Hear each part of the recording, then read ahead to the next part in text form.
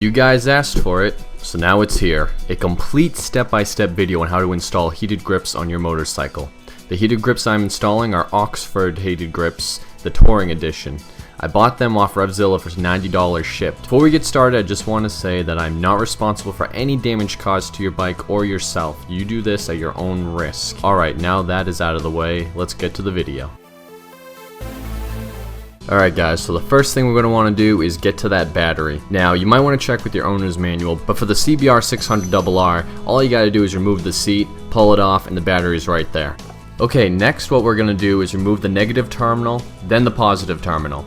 Warning, make sure you remove the negative terminal first, and make sure it does not touch anything metal. Now that the battery is disconnected, we will be taking out our battery connectors provided by Oxford. First, we'll need to take the positive connector, the red one, and attach it to the bolt that went to the positive terminal, and then tighten down the bolt. As you can see, I have a few different connections because I have other electrical additions to my bike, such as my neon lights. Once the positive is tightened, you will repeat the process with the negative side. Great, now that you have the connections hooked up to the battery, connect the grips and test to make sure that they work.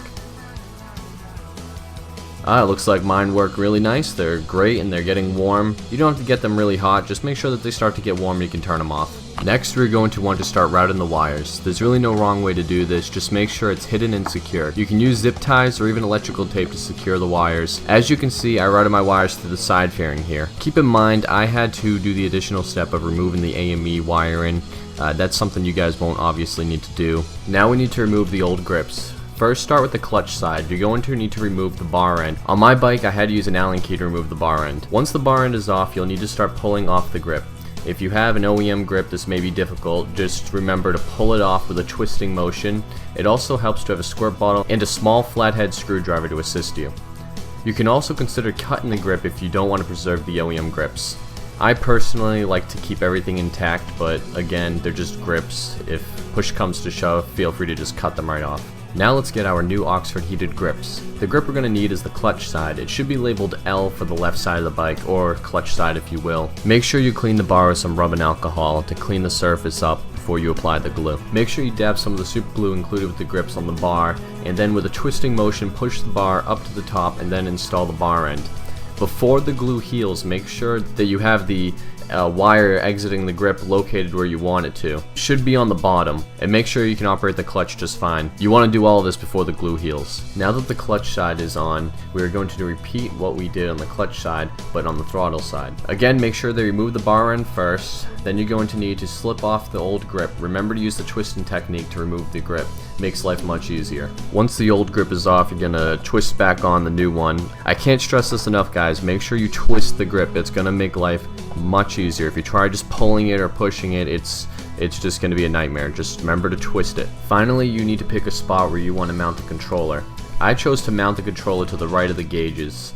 I used the provided sticky pad to stick the controller onto that spot. I chose that location because it really didn't work anywhere else and it was kind of my only option. Although I will say this, it's actually in a nice area because you can see the controls pretty well and you can operate them pretty well also. And it also makes the bike look pretty stealth because it's not right on the middle of the triple tree. Alright, finally, now all that is left is to route the wiring.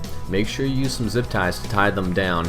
I made sure I tied them to the other wires that were already there, and that was good because it made it look like a nice clean install.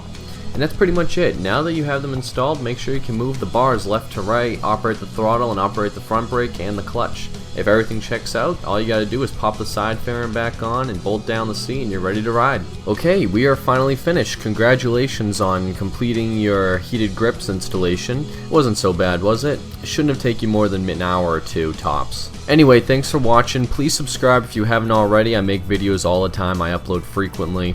And if this video helped you out, feel free to give it a thumbs up. That'd be awesome. And until next time, guys, I'll see you in the next video. Take care. Bye-bye.